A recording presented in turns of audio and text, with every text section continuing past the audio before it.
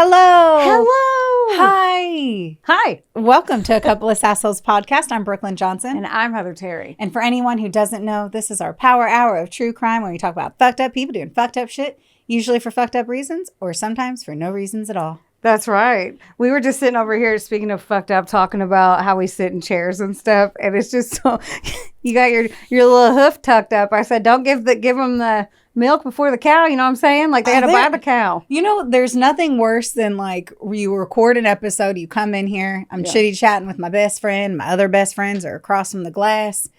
And I just fucking forget I'm not just talking shit with people. And then I look at the video and I'm like, one, your toes. I see your toes. Yeah. And that's why one toe is hidden. One toe. My set of toes is hidden.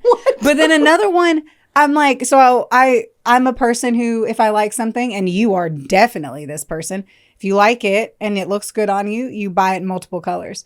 So sometimes we're doing multiple episodes, like today we're recording 2 in one day. Yeah. We're doing quick little wardrobe changes. Man, one of the episodes, I remember checking the cam and I saw it. I was like, all right, cool. That dress didn't show my entire asshole. And then the same dress, different color. I guess it was sitting differently. I don't even know if it's launched yet. And I'm just like, ass out, cellulite. And I'm like, fuck. You know, and you go through and you see the episodes after. I'm like, can I not sit like I sit? And I'm like, no, it's just who the fuck I am. Yeah. And I'm just, there's no way that you and I are going to produce content. Yeah, we're not producing. Yeah. Oh, I said it right. Yeah, you did. We're not producing content, and I'm not going to hate myself in it. I mean, it's just the way it is. And I uploaded that, and from one best friend to the other, I must say, ain't nobody looking at your ass and this alleged ghost cellulite that you don't have. Your tits look good. So no one's even going to know you have a bottom half of your body. No. So you're fine. Don't worry about it. That it's like, look at my upper or my lower butt cheek. Oh, no. They're going to look at the butt in the front. Heard. You got a butt on your chest up So my apologies if you hate feet and you see my feet on these. Even though we were recording for as long as we've been recording, I still always forget about the on-camera part. I mean, your hooves, they can buy them or no? Okay. I'm always trying to pimp you out for something every time. Like there's just a huge selection of people that are dying to have foot pics from me. Yes. I'll never believe you. DM us if you disagree. I'm asking for it. Bring it on. Great. Listen, I scheme through my life in a good way. And like no one gets hurt, but I just look for benefits of things. So here's the sitch. I have a hot best friend. Everyone thinks so. Look, we're going to talk about it and make you uncomfortable. So why would I not? Because you're married. I can't pimp you out for drinks. Right. So if I can sell your hooves online, I'm going to do it. We were just talking about this, and I was like, I'm always amazed. Like, we've been best friends for as long as we've been. 6 years is now. only 6 years, which isn't a long time. But you have to understand, too, like, we really committed to our friendship very early on. So it's like tattoos. We've been best friends for longer than we actually have been. Yeah. But, like, I'm always surprised whenever I learn something new where I'm like, oh, you are a fucking schemer in the best of ways. Not like a shitty car salesman. Yeah, no. But like, Heather's a fucking schemer. Yeah. And you don't even realize it until this week did the word schemer I got called that. Yes. By another good friend. That motherfucker's right. You are a fucking schemer. And now I'm just going to use that to my advantage even more. Do it. I'm like, let's go. Duh. Because I'm not so much of the schemer. Yeah. Which can be terrible because I'm like, I hope shit falls in my lap. Yeah. I mean, schemer kind of has a negative connotation, but like just trying to see if I can find benefits in every situation. And another reason why you're so good in sales. Yeah. Thanks. You're welcome. We're being very nice to each other today. I'm like, my best friend's hot. I had to do that love voice because Jess is not here and we have a different kind of eye candy today. Drew has actually stepped in behind the glass. So he's watching us through the aquarium window. Yeah. So I had to just say that. But I don't know where I was going with that. I know. I was like, wait, but you were going somewhere with it. I was going somewhere, but I also have ADHD, so I don't know where. Fuck. And I hate, too, that I lost it in the same breath that you had said it. Man, power couple. Fucking We're a power couple. I was talking about Drew being hot, you being hot, and then I was like... And then you thought about Jess, and you're like, oh, she's hot and far away. And it's like... And then I'm like... Wait. Everyone's really pretty. What did you tell me the other day? You said, good thing you're cute and funny. It's true. Dude. Yeah. Oh, man. Do you want me to be cute and funny and tell you a story? I would love. Oh, wait. I want to say one more thing. Oh. It's your antibody. We record early sometimes. It's your 1-year wedding anniversary. It is. And I think that's super cute and I love it. And happy anniversary to you guys. Thank you. And I also, happy anniversary, Travis. I love you. Thanks for 1 year. Yes. And I also love that I, being the matron of honor, because I was the one who packaged up your top tier. The cake. And I've reminded you, because there's a tradition, because you guys aren't, like, I'm more sentimental, and my husband Will's very sappy like me, and I love that. And you have different traditions and sentimental different things. Yeah, I think with us, so me and my husband, we were both married before, and we both did not do the anniversary. Right. thing. And so based off of that, I was like, okay, we're totally going to do the anniversary thing. I didn't do it in my past. It's like I get to do it for the first time. Right. I never realized that there was so there's the traditional and the modern. Never realized that either until you said something in a message. And I was like, what? Traditional or modern? I was like, what? Like the anniversary gifts, like there's one for each year. Right. Yeah. Yeah. And I told Travis I want to do the traditional because you and Will do that. And I always laugh because it's like, that's cute. That you're like, fuck, it's cotton. I got to figure out what cotton is. And I'm like, oh, yeah, you do. What are you going to do? And then now our anniversary is based on like when this is recording versus when this comes out. It is in 3 days. And my gift is not in. Yeah. It's cute though. I hope. I haven't even seen a mock-up of it. Travis, I'm pretty sure his gift came in because something landed in the house. And I'm like, I thought I was going to take it seriously, plan for it, and know in advance. And because this has been the year, like, we are super sentimental and we are super cheesy. Yeah. But we're not when it comes to materialistic things. Right. So, like, I struggled really fucking hard. Yeah. And It's I been was a hard like, one. I'm like, listen. Don't forget, watch your video. Watch your video. Thaw your cake. I said, watch your video. You paid money for it. That's what we do every year. I'm like, you don't have to do it. But I always say, this is fun for us. You guys are different, blah, blah. And then I forget. And then she was like, fuck, remind me. Writes down, watch video. I had to put in my calendar, thaw the fucking cake. She's like, well, I don't want to eat. I'm like, listen, thaw your cake. I schlepped that thing all the way from... And you put it in your house? Yes, the cake is going to be consumed to some capacity. So it's really about me. It is. At the end of the day, let's all just accept the fact it's about me. Right. I've been living with that fact since I met you. You are welcome. I cost a little more, but I'm worth it. Well, it's fine because I'm allergic to bananas and you're just drinking your smoothie I can't have. I realize I've been wondering about my banana life, and then I swear we're going to get into this story. But Heather, I met her... a year, barely, like a year and a half before my husband. And you are allergic to bananas. I used to always eat bananas. And then Travis, I was like, what's your issue with bananas? And he's like, he trained for a marathon and he had to eat a lot of bananas when he was training for his marathon. And he goes, so I kind of fucking hate bananas now. And I was like, I have erased bananas from my life. Like you would die of an allergic reaction if I ate one, and that Travis would throw them at the wall. Yeah. Because he fucking hated them so much. And I was like, I will fucking buy bananas. So I've been buying the fucking shit out of bananas. Do it. I've been fucking grinding that shit up in all my protein shakes. Sit them like, do it. Do it like Donkey Kong. What? No? Yep. I will. I'll do it just like Donkey Kong. You should. You know what I'm going to do like Donkey Kong? This story. Fuck yeah. Let's go. Okay. Ray John. No names, couple sources. The rest of them are at the end because we're not going to let the cat out of the bag just yet. Heard? Oh, I got to put my glasses on. This is almost 40. I was like, here we go. And I cleaned them-ish. Perfect. Okay. So today, sources, Wikipedia, Oxygen.com, SteamboatToday.com, the New York Times, and then there's a few different streaming episodes that I watch, but they give it away, so I'll tell you at the end. Ready? Here we go. Gerald Jerry Boggs was born on May 27th, 1941, and he grew up in Steamboat Springs, Colorado. Okay. Doesn't that sound super cute? Yeah, let's go. Okay. He had a normal upbringing, graduated high school in 1959, went on to college at the University of Colorado, and then he enlisted in the Army, served 2 tours in Vietnam. Yes. Wow, this dude sounds like a badass. Yes, right? Everyone loved him. He was easygoing, laid back, literally had no enemies. He owned a successful hardware store called Boggs Hardware with his brother Doug. And so he was like a community figure there. So by 1990, Jerry was 52 years old. He was a bachelor. He loved his life.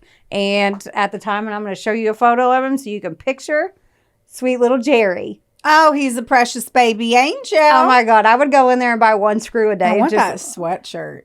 You want that sweater? It does look cozy as fuck. It does. Yeah. It looks like it's real high quality. Yeah. So, anywhooser, this all changed when a 48-year-old firecracker walked into his hardware store, and she just kept coming in. Jill Coit had just moved to Steamboat Springs from Culver, Indiana, because she wanted to open a bed and breakfast there. They called her vivacious, outgoing. She dressed provocatively for the area, whatever that means. I don't know. That could be a tank top with a push-up bra from Victoria's Secret. Like, I see her ankle. Like, you don't know. Yeah, who knows? Who knows? And she drew attention everywhere she went, including Jerry's attention. That's her. That's not her vivacious outfit, just her face. We're going to keep going. My sources were limited on the actual photos. A few weeks of her coming in, he saw her walking to her nice car, and he was into cars. She was at the grocery store, and he's like, hey, girl, I'm going to shoot my shot. He mustered up the courage and talked to her, and it actually worked. They went out and started dating right after that. Okay. She brought excitement into his life, which ended up in marriage 7 months later because she found out she was pregnant. Always my favorite when you get married because a bun is in the oven. Right. It's always meant for success. Right. It's going to be good. It's going to be good. It's going to be good. I have confidence. Now, Jerry was actually pretty pumped because he had always wanted a kid. It just never worked out that way. How old was he then? He was 50 and she's 48. In that photo? That was 50? That him? Yes. Yeah. He's prepping the house. He has a nice house and he's prepping it, getting everything ready. And 6 months into the marriage, he finds out some secrets. Oh, no.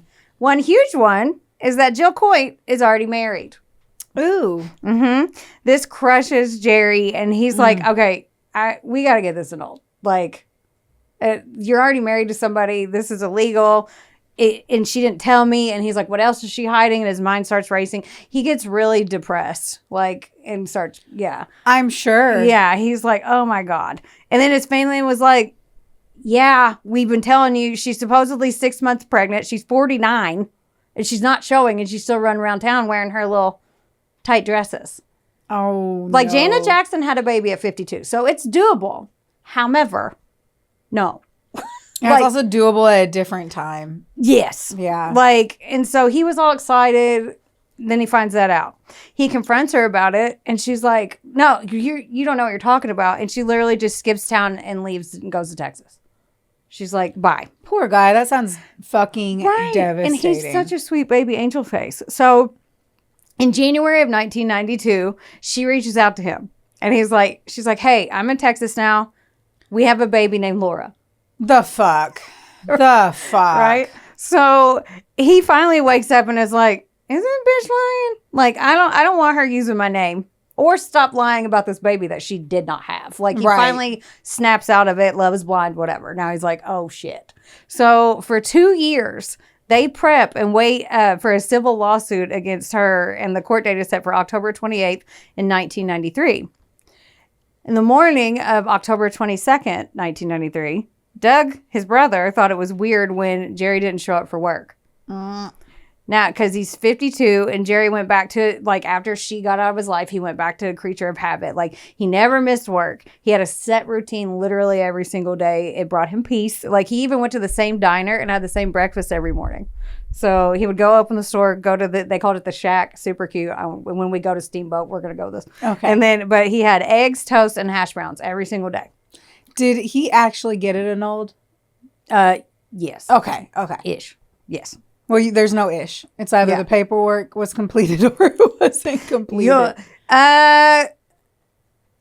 That I don't know. Okay. Yet, but I'll dig into it. Assumption, but if she skipped town, then she wouldn't have signed the paperwork and it wouldn't have been done. So yeah. Okay. So his brother's like, what the fuck? So he goes over to his house and the front door was locked, but the kitchen door wasn't. So he went in.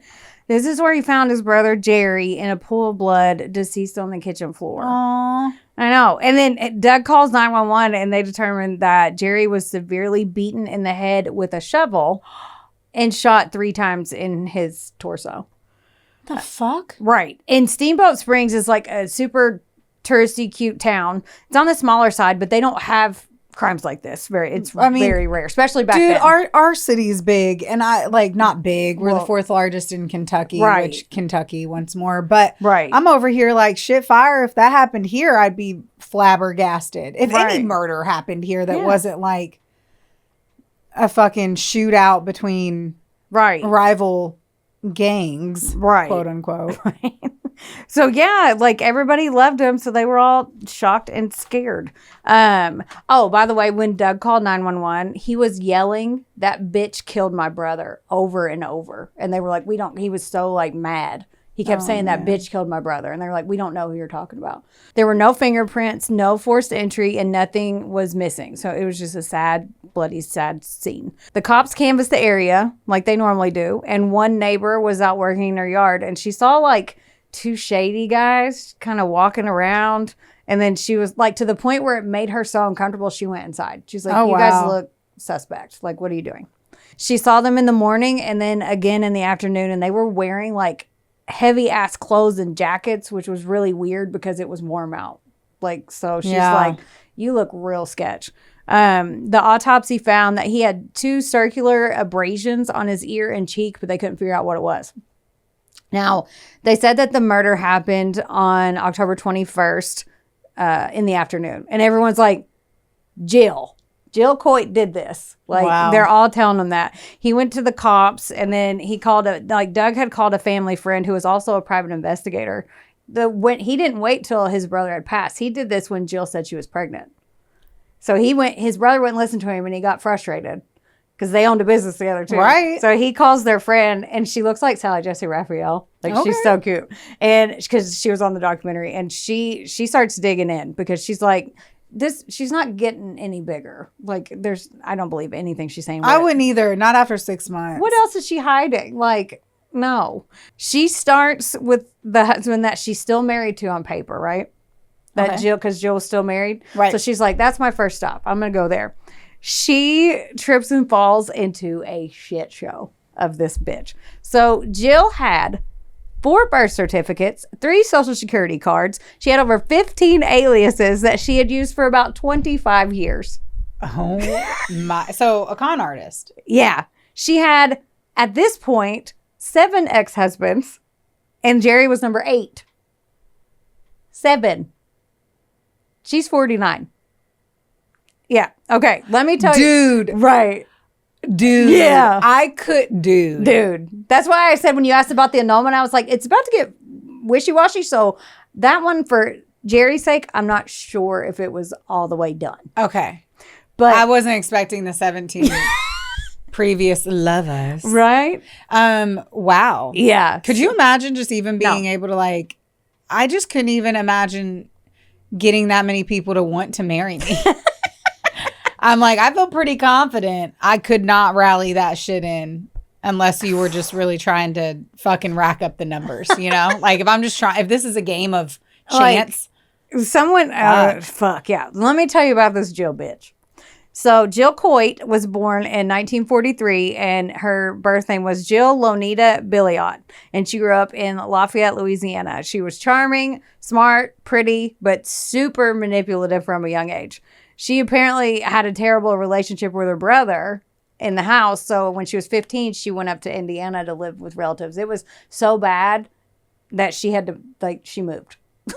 Damn. Across, like, millions of miles. Not really millions, but close. I was like, millions. I don't think that's millions. She moved to the moon. So, since she was cute and charming, but apparently like a raging flirt, she just couldn't not hit on guys. Like, that was, she got her rocks off that way. Was she like, what? just very flirty to the point where it made women uncomfortable to even be around her, especially if you think about the time frame when she was younger. Like, she was born in 40. That was when we were just, like, women were like, stay in the kitchen and have makeup on for your husband when you get home, not like, I'm going to but it was also the time where you were trying to get married. Yeah. Because you weren't allowed to live this life without a man. That's so I can true. see it epic flirting. Right. If anything, that's when I'd be the most flirty.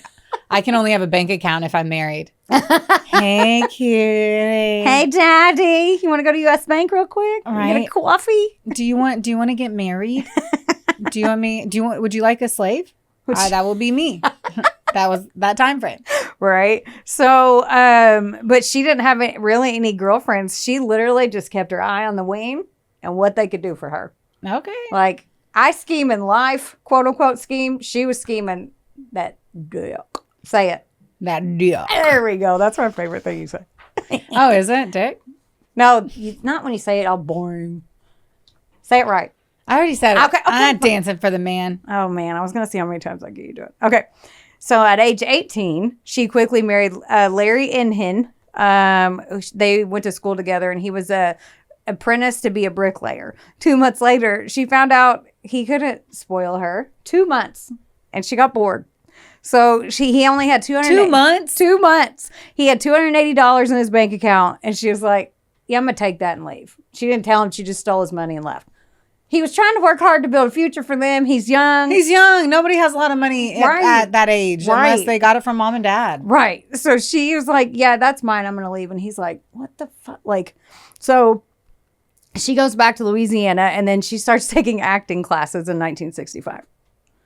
Because, anyway. Yeah. And I'm like, what? So she met and married a man. It makes her easier to deceive everyone. That's the purpose of the... That's true. Yeah, I was like, her point of that is she's a good manipulator. Take classes, and then you'll be even better. I mean, that's very true. So when she was taking classes there, she met and married a man, because, the bitch can't not be married, to Stephen Moore. She popped out a son with him named Seth. Yeah, so husband number 2, kid number 1. A few months later, she got bored. A few months after giving birth? Mm-hmm. Okay. But she hadn't been with him for that long. Of she course. Hadn't been long enough to get pregnant and have a kid. It was like, at least like 9 or 10 months. I don't know the timeline. I'm just guessing because she didn't have a really long track record. But she got bored with him, and she took Seth, and she just moved to Texas. I'm surprised she took the baby. Mm-hmm. She doesn't sound like a person who would take the baby. Exactly. That was my thought also. In 1966, she met a rich-ass guy in his early 20s who was an oil heir named William Coit Jr. She was about... Some of the timelines are a little... but this one... The one I saw the most frequently was 19. She was 19 years old.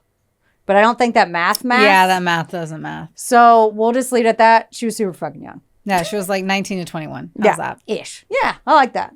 We'll do a range. Range. Fuck it. She wound up pregnant again. Oh. She got that fertile puss. God. Did you grab your dick when you said that? No, not at all.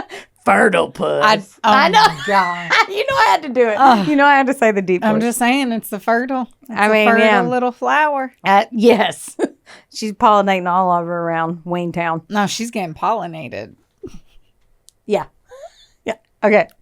So, but she got knocked up, but this guy's an oil heir. So. Good call. It worked to her advantage because he had, not only did he have family money, he was already in the oil industry, so he was already making his own money. Good. I mean, not really. I don't know. Right. To whatever. Bravo to your family wealth. Right. And their son, William Coit III, was born shortly after they met, and William actually knew that she was married twice before, and he adopted Seth. So, like, okay. Yeah. So he was like, you know what? This is my life. Let's go. One, yeah. Jill says, her interviews are fucking crazy. But Jill says William was and still is the love of her life. And she actually stayed with him until 1972, which was one of the longer relationships. And she kept his last name, right? Mm-hmm. But at this time, she was still technically married to Stephen Moore.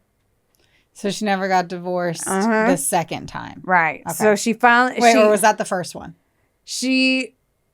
was divorced from the first one. I don't know how many times she committed bigamy because that's why I'm like, if she's still married to Steven, I feel like Steven is Seth's dad.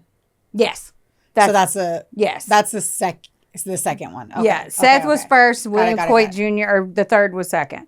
But she gave birth to her and William's kid and then finally filed for divorce from Steven in 1967. So was already remarried at the time. She was remarried to William, but then like, oh, I guess I should.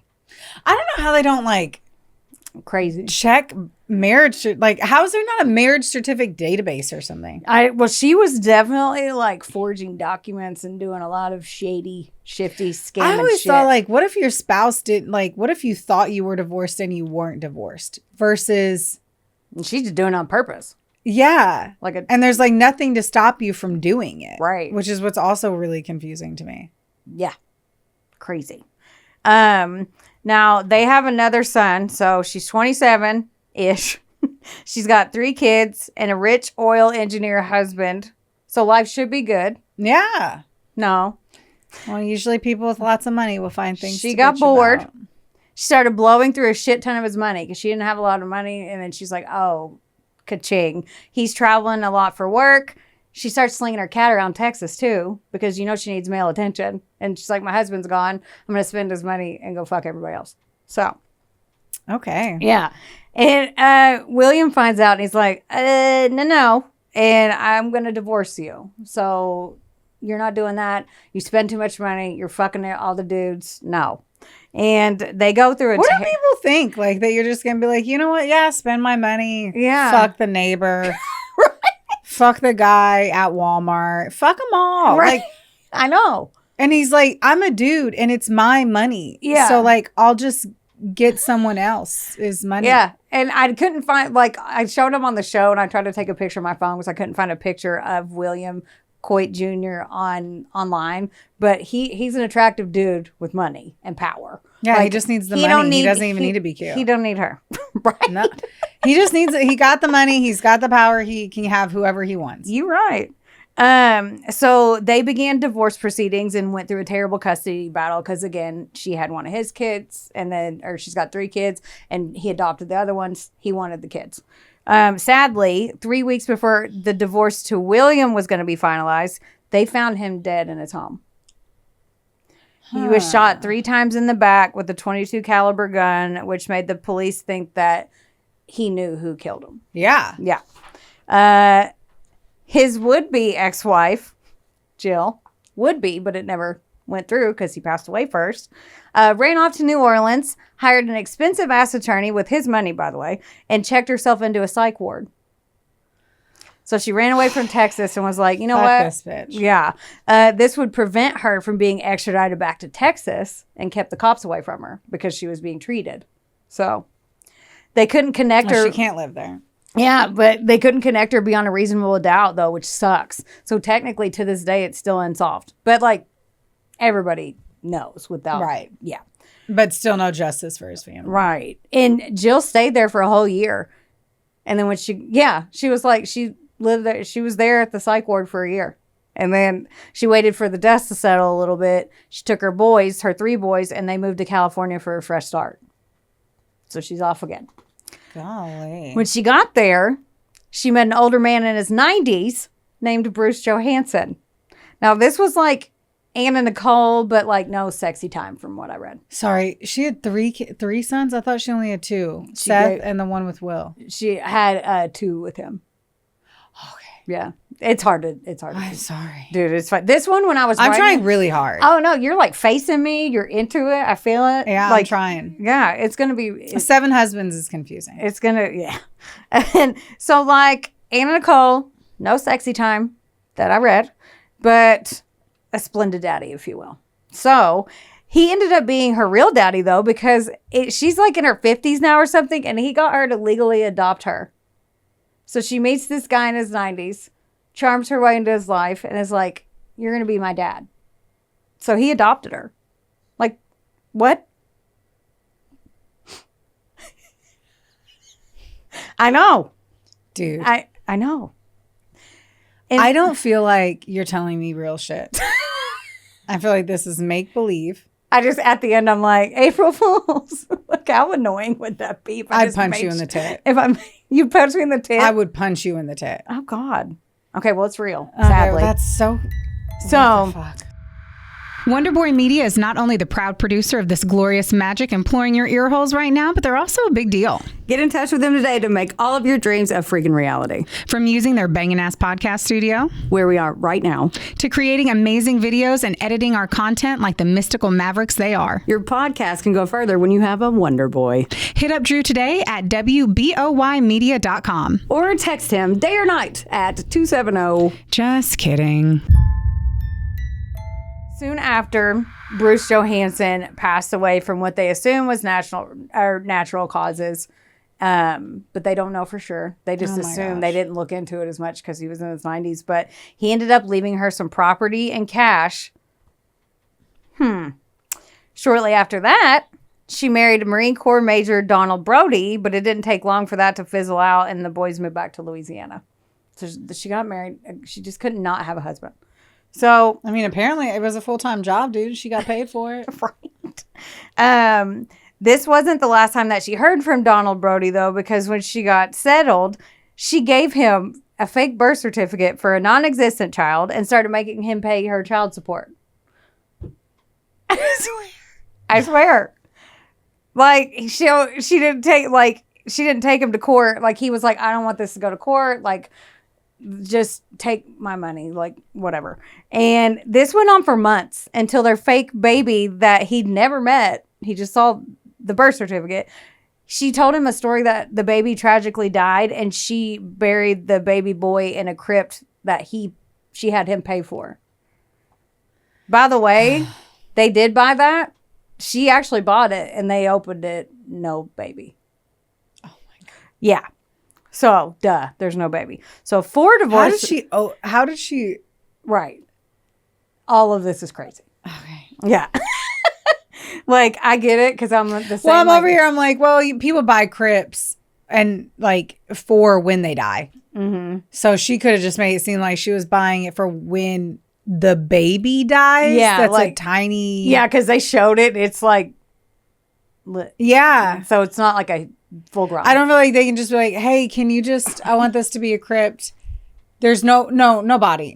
We don't. Not yet, but, you know. It's a baby, but it's a baby. And be like, right. I'm just assuming. Right. I don't understand. I don't understand that. Yes. So now she's got 4 divorces under her belt, and she marries husband number 5 in 1976. Guess who this one is? Louis DeRosa. I wouldn't have guessed him. You didn't. Why would you not guess him? I don't know. You told me to guess, and Lewis was not the one I was going to pick. He was her divorce lawyer, of course, who helped her get in the legal battle against William Coit that she quote unquote didn't kill before the trial started. Very Charlotte of her in Sex and the City, right? Now this was on again, off again. They got married remarried and separated 3 different times.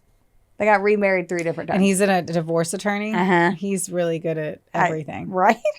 And during one of their Ross and Rachel breaks in 1978, she married Eldon Metzger.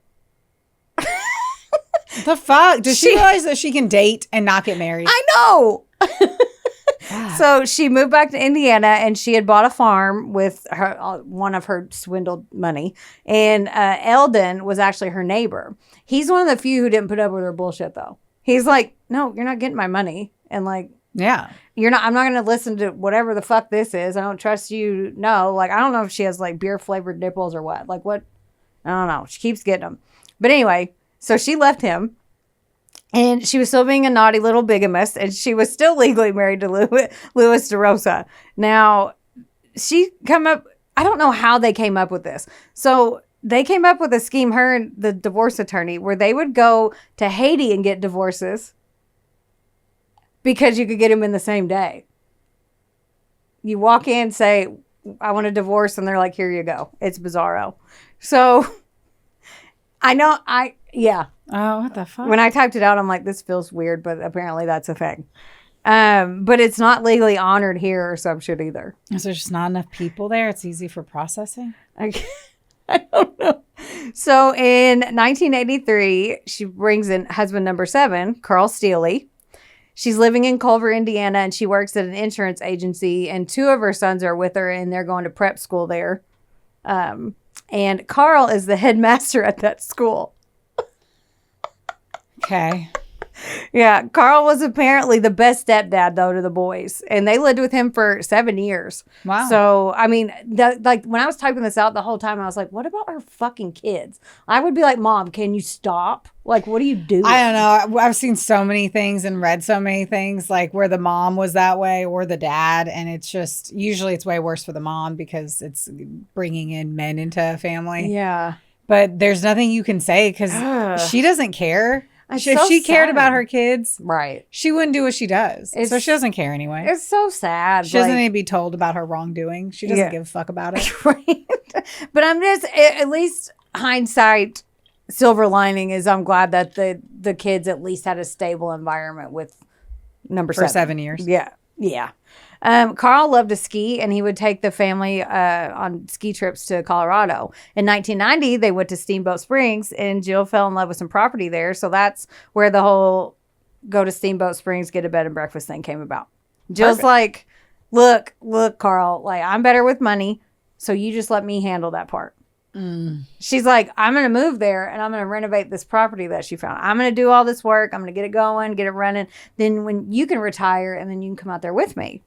So Carl's like, okay. Like, could you imagine just going to Will and being like, I'm going to go to Colorado for 6 months and build this out. Yeah. And then, you can come. I'm going to go do it. You just pay for it. Come meet me.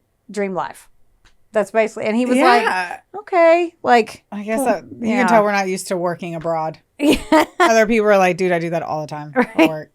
And so Carl foots the bill for that. And then he goes out a few times to visit her while she's out there.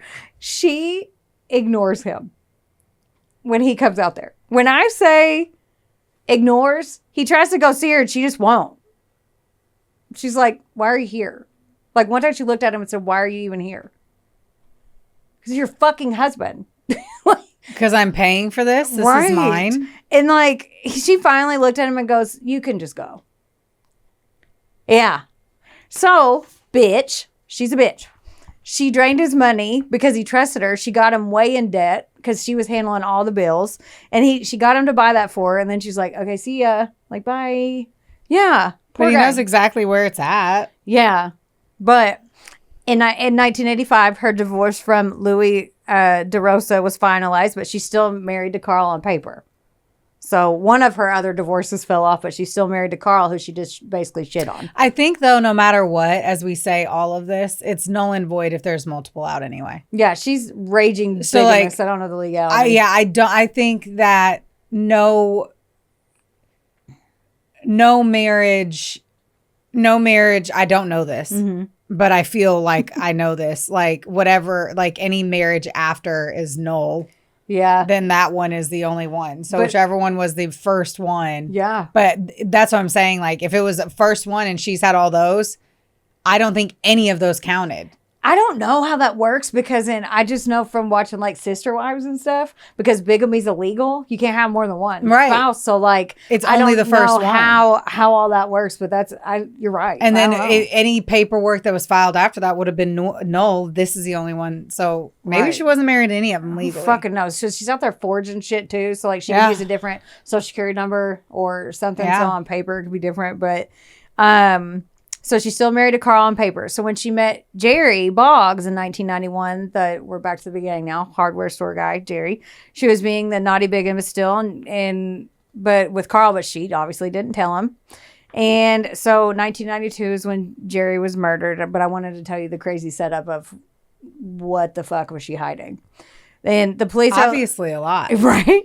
And the police are like, okay, like one of her ex-husbands was murdered in the exact same way with the exact same kind of bullets as Jerry. Yeah. So we need to find her. And like before her and Jerry got divorced, she got Jerry, like before they hit the rocks, she got him to sign a fake deed of trust for $100,000 to that bed and breakfast property. So she told him that because he was like, well, you got to get divorced. And he was trying to work it out at first. So she's like, okay, well, Carl bought this for me, right? Yeah. And she wouldn't end up owing him all that money back if the divorce went through. She wanted it to look like she owed Jerry money. So she got him to sign a fake document. So. Which doesn't matter because it's fake. Right. And when they started like breaking up, like in court, she was suing Jerry to get his name off the deed, by the way. So like it was fake, but like looked like real on paper. So like it was forged, but they were honoring. Right. Yeah. That's crazy. So she was like, when they started fighting all this court proceedings, when Jerry's finally like, fuck you, no, like she was suing him to get his name off of it because she wanted the cash. So before Jerry died, he made it his life mission, and he was very like passive and laid back. But his brother Doug was like, she's going to pay. She broke my heart. She flipped my world upside down. I was fine before I met her. She doesn't need to do this to anybody else. I'm going to get her back. Yeah. Yeah. Look at him. He was like, I'm not taking this as a punch on the jaw and moving on. They said he basically worked on it like every day for like 2 years almost, like doing his own shit. Like he was very like livid, and he said he felt stupid. Like he didn't know. Like how would he even know you that? Would never know that you're being conned by a person. Basically professional. Yeah. And yeah, I would say she is a professional con artist. Right. And you never know. Yeah. And if you you will just never know because it's their job to fool you. Yeah. It's their job to pay more attention to you than you would notice of them, to figure out how to screw you and then screw you. Right. I get that it would be like the most traumatic, embarrassing, sad experience. And I hate that for. Yeah. I hate that. And before, he was one of the first ones to, besides William Coit, to stand up to her and be like, no, I'm going to tell everybody you're bullshit. I'm going to tell everybody in open court. Let's go to court. And I'm going to countersue you, which she didn't think he would. He was like, oh, I'm going to sue you back.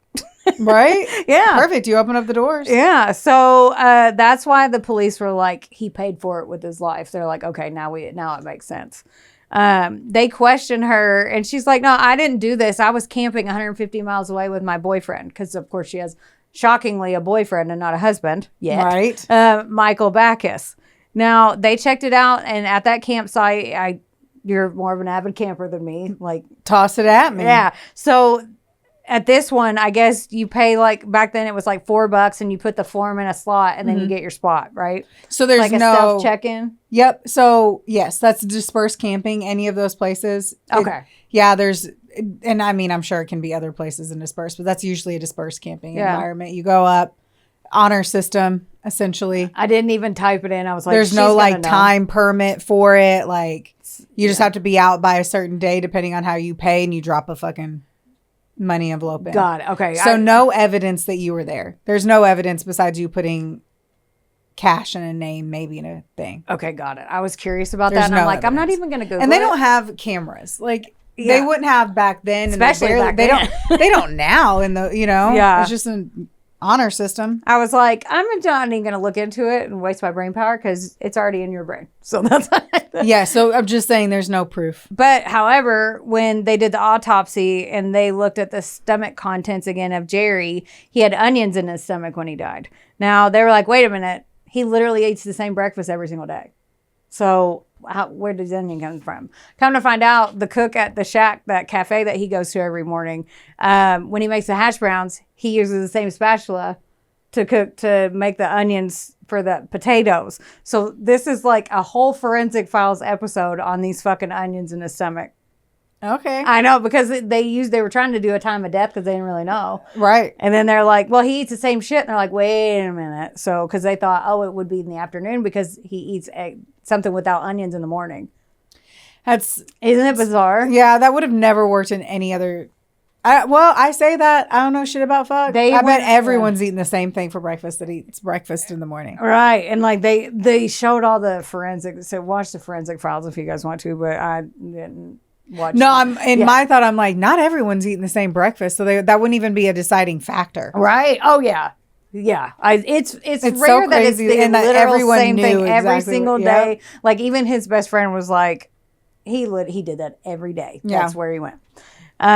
So this meant though that he died in the morning and not the afternoon. when they thought he did. Because they originally thought that he had died in the afternoon. No, he died in the morning.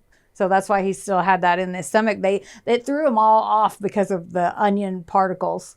Changed the entire trajectory. So if they hadn't looked into it and didn't go back to the cafe to ask the cook, he was like, oh, I used the same one. So it probably cross-contaminated. And they're like, oh. So this allows them to get a search warrant for Jill's car. And they found wigs, maps of Mexico, like several, like 8, and a stun gun. The 8 is more than several. Yeah.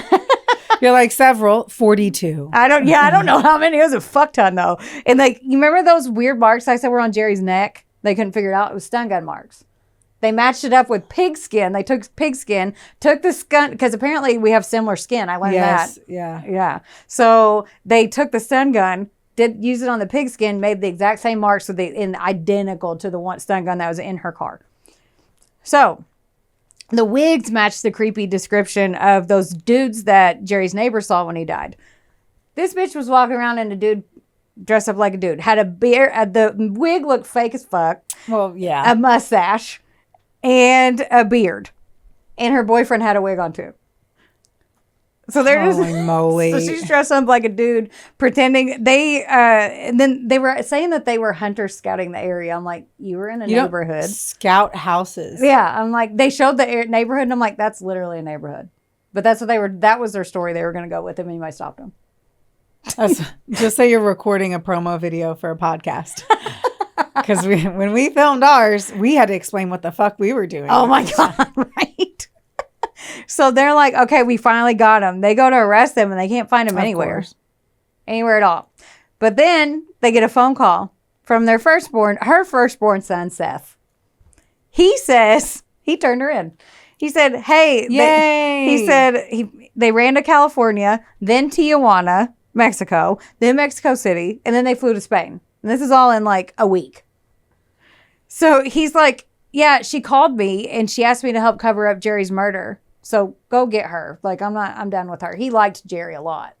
Like, Seth really cared about Jerry and was like, I can't believe she admitted to doing it. Right. And fuck her. Once more, how little she cared about her kids. Right. Like, the level of give a fuck for your kids is at a -2 here. She even asked him, like, to help her hide the body. Like, she didn't give two shits. She was like, you're implicating him.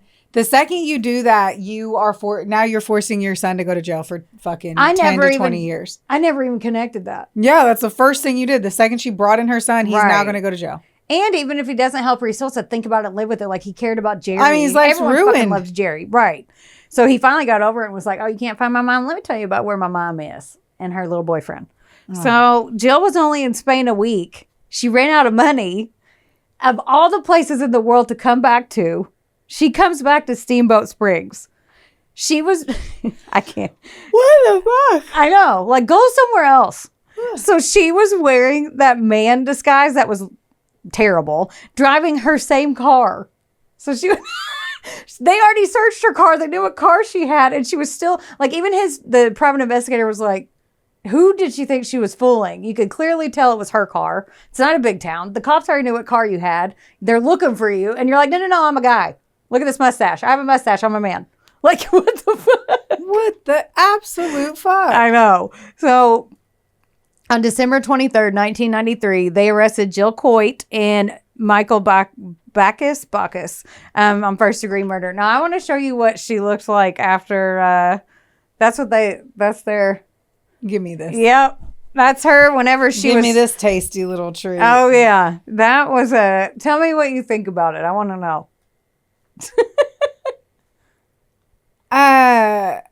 It's upsetting. It's upsetting. You can make fun of them. They're asshole murderers. No, I mean, it's night and day from her original photo. Right. Night and day. And there's even better photos, but I was like, she sucks. I'm going to show you a mid-level good. Like, there's a couple ones that are like, oh, she was really pretty. But I'm like, no, fuck her. We're showing fuck her. Her stupid mugshot.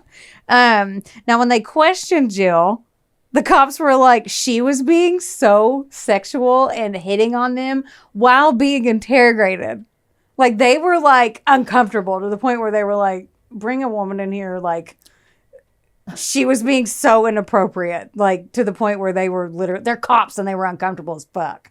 Like a murder suspect is basically like, I don't know about whipping her titties out. Let me suck your dick. Pretty much is how they said it without saying it. So she also was like, well, when I get out of here, we could totally go out. Because she thought she's never been held accountable before.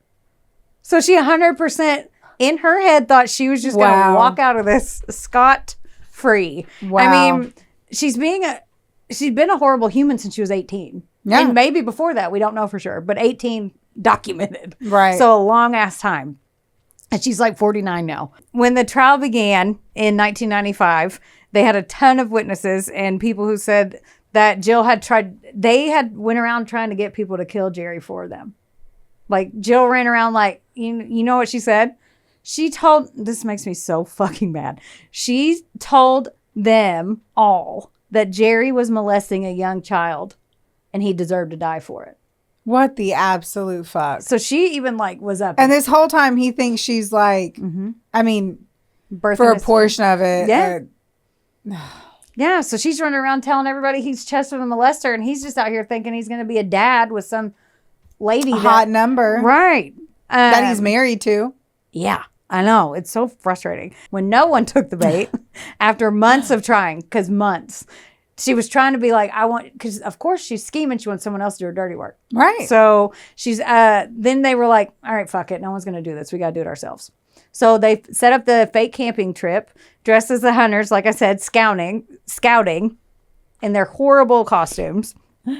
And then they waited for Jerry in his house because, like clockwork, he did everything the same. They knew exactly when he was going to come home, so they just made sure that his door would be unlocked, his back door. Ah. Yeah. She used a stun gun. She hit Jerry with a shovel, and then they shot him 3 times and ran.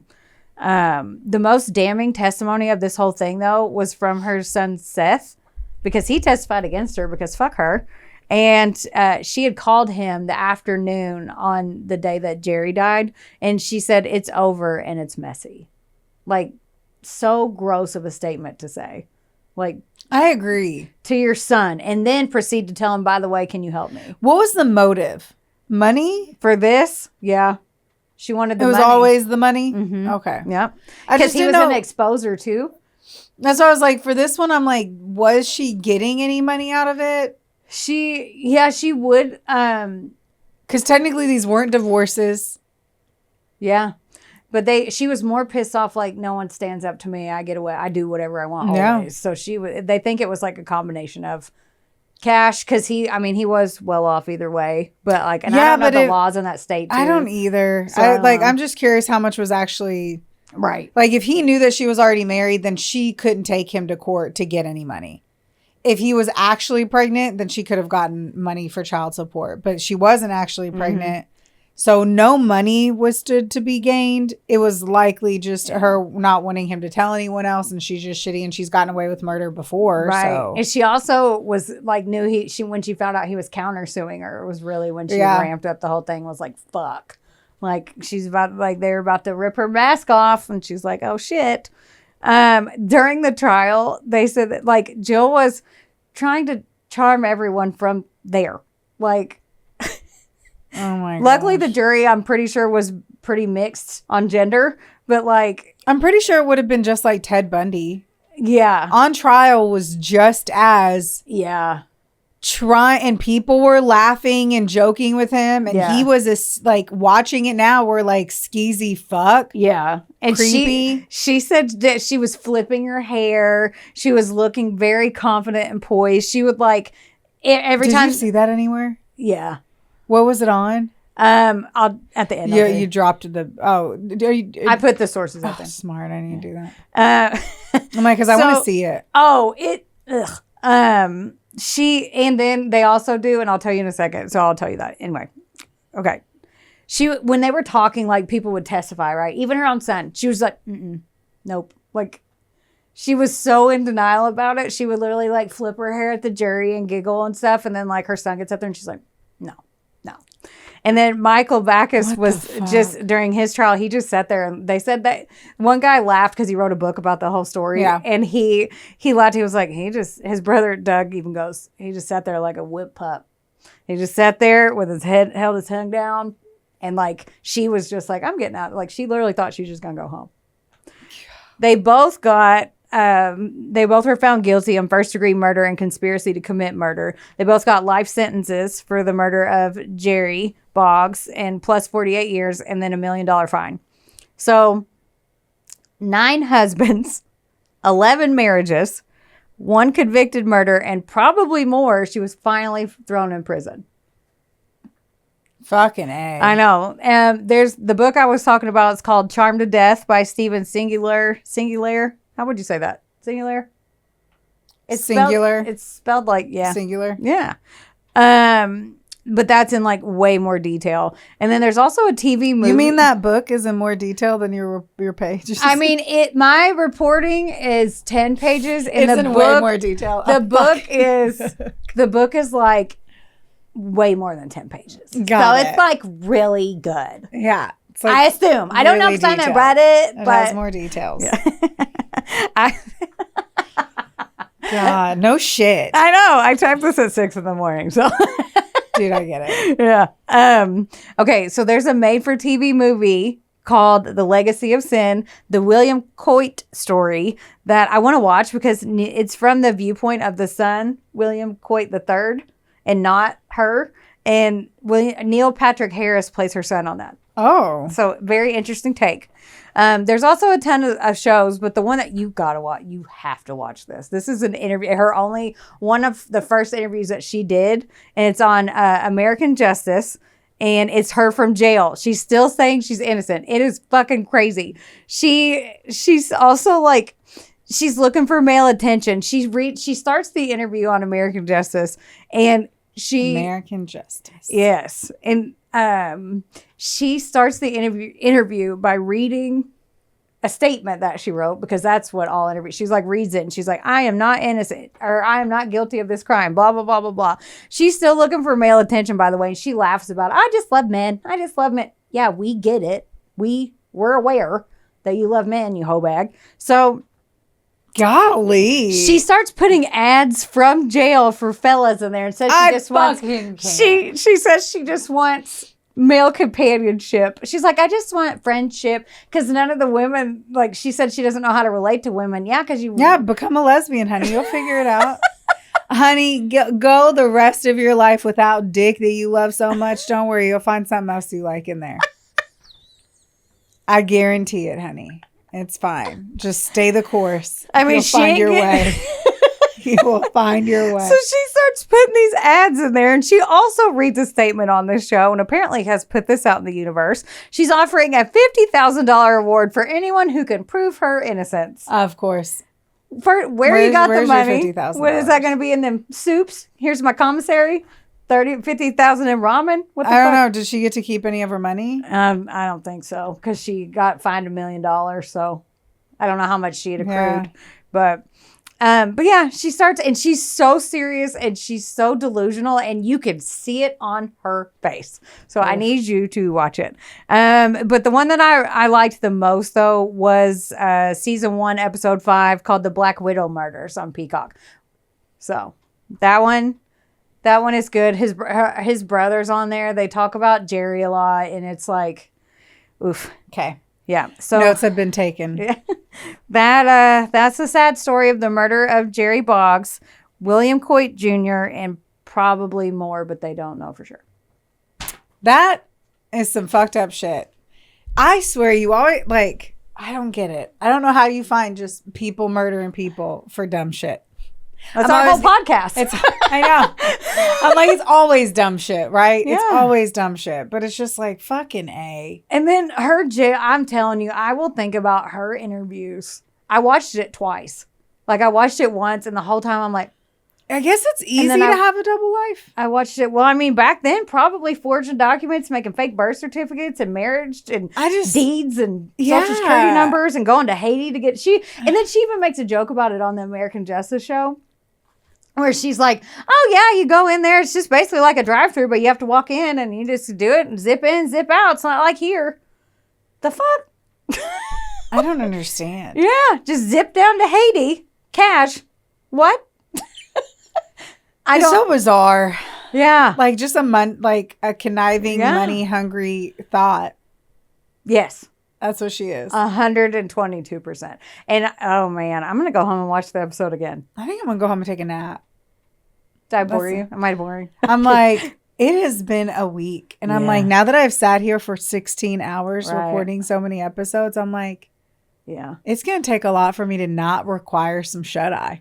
Oh, I'm going to take a naparoni and cheese with my dog at being Little Spoon. You know what? I might make her Big Spoon. She may be a little Chihuahua Terrier mix. She about to be Big Spoon somehow. She's going to sleep over here. Okay. She does sometimes. Well, you have big dogs, so you're... I have big dogs. Betty is this big. My dog is 11 pounds. And but understand that my dog on max is maybe a medium. Betty's maybe a medium because they're 40 to 50. They're 40 to 50 pounds, and she's 35. And Theo is a small dog. Theo, who everyone knows and loves because he's at the end of all of our episodes. I was like, what are you going to say? That he's a large dog? Oh, no. I know. You kind of bucked up. I was like, I did not buck up.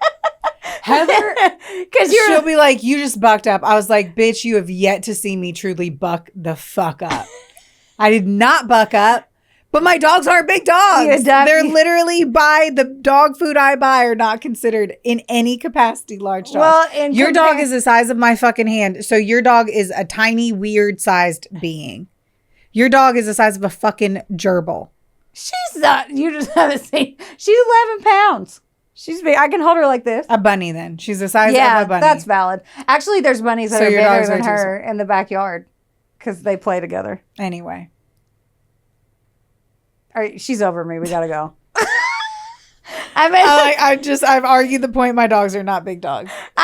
Okay. And I did not buck up. No, it was a joke. But I love that you were very detailed on how you're going to snuggle your dogs. Yeah. I'm going to try to... and enjoy the rest of our rainy weeks that we have coming up with shitty weather. Right. Enjoy my anniversary that's coming up. Yeah. Happy Father's Day to the dads out there, which this episode is coming out 2 weeks probably after Father's Day. Hope you had a great Father's Day or Father Figure Day or Uncle Day. Well, maybe somebody has a father figure instead of a... Or Sugar Daddy Day. Is that a day? Is there a Sugar Daddy Day? What you looking at, little buddy? A car pulled in, and I'm just seeing who it is. Because they got close to the wall. And I was like, ooh, I'm distracted. Vehicle. Yes, I hope everyone enjoyed all the things. All the things on the rainy days. You can watch our Patreon. Yeah. Like, rate, review, subscribe. It's free and it helps us. Please do it. Yes. We say it every time. But what if you're new? We have to remind you. We're going to say it every time. So deal with it. Yes. I didn't know if I should talk. I was like, I'm going to let her finish. I don't know where to go. Well, we love you guys so much. Yes, we do. Thanks for your story, Heather. Don't forget, don't get mad. Get sassy. We love you. We love you. Bye. Bye. This episode was sponsored, edited, and produced by Wonderboy Media. Get the deets at WBOYmedia.com to see how you can make your podcast dreams a reality. Help us out and be sure to rate, review, and subscribe wherever you listen to our audio project. Don't forget, follow us on Facebook, Instagram, and TikTok at, of course, A Couple of Sassholes. Want more sass? Become a member of our Patreon for bonus content, merch, and more. Plus, we're on Cameo now, so there's even more ways to get the sass you need just how you like it. As always, don't get mad. Get sassy. Theodore, can I pet that dog?